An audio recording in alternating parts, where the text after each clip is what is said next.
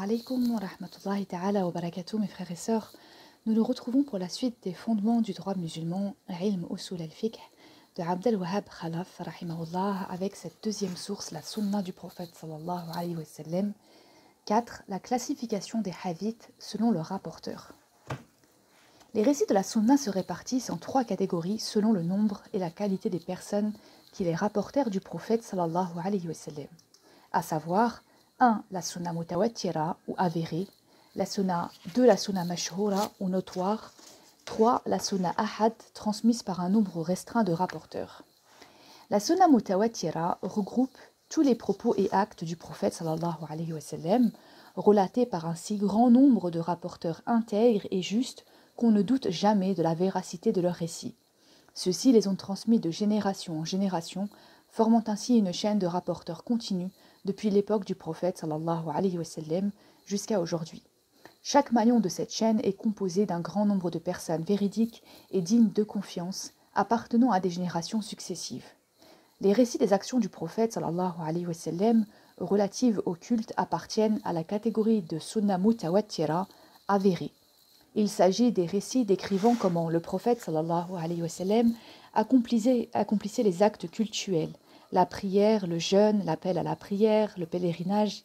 Ces enseignements, les musulmans en grand nombre les reçurent directement du prophète sallallahu alayhi wa sallam. Puis à leur tour, ils les enseignèrent aux générations suivantes sans qu'intervienne la moindre modification malgré les changements d'époque et de lieu.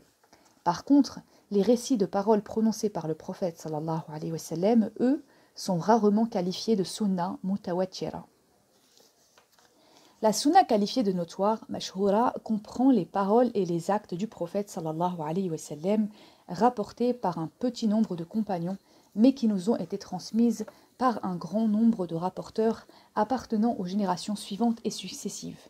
Donc, ceux qui relatèrent ce type de sunna directement du prophète sallallahu alayhi wa sallam ne dépassaient pas le nombre de 2 ou 3. Par contre, nombreux furent ceux qui la rapportèrent par la suite, et ceci de génération en génération jusqu'à aujourd'hui. Dans cette catégorie figurent les hadiths relatés par Omar ibn al-Khattab, Abdallah ibn Mas'ud ou Abu Bakr radiallahu anhum, puis transmis par plusieurs rapporteurs dignes de confiance. Citons comme exemple les hadiths suivants.